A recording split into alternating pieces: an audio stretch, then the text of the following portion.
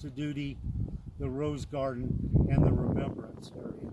So what's interesting about this is that after Ed Francona and I got this started, the plan was in place, and then what we did was we put $250,000 down.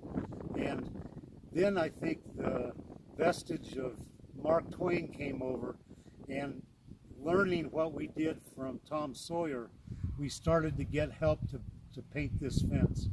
The person that I met after that, who became the driving force for the city's funding, was Lou Hoffman, one of the nicest guys you'll ever meet.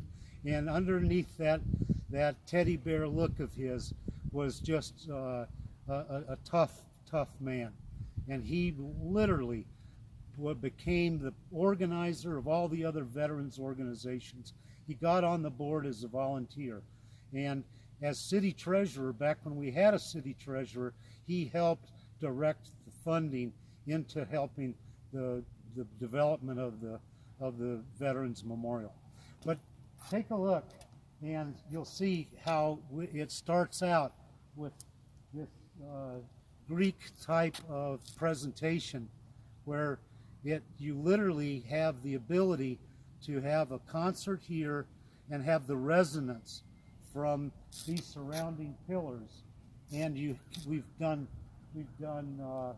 plays here, and the public gets to sit back on this the grass area and also on those steps.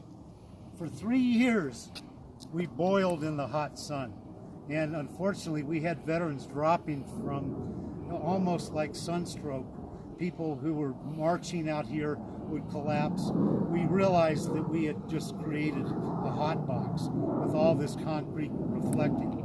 So the next thing we did, even before we were able to invest in the artist's design for how the memorial should expand, the next thing we did is we put in this sun screen covering.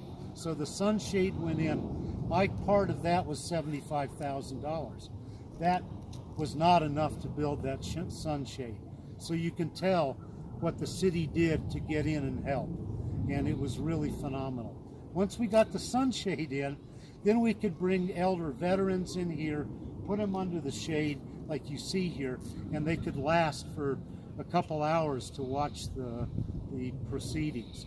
And believe me, we had wonderful presentations to memorialize the veterans and all the service and hardship and sacrifice that the men and women did.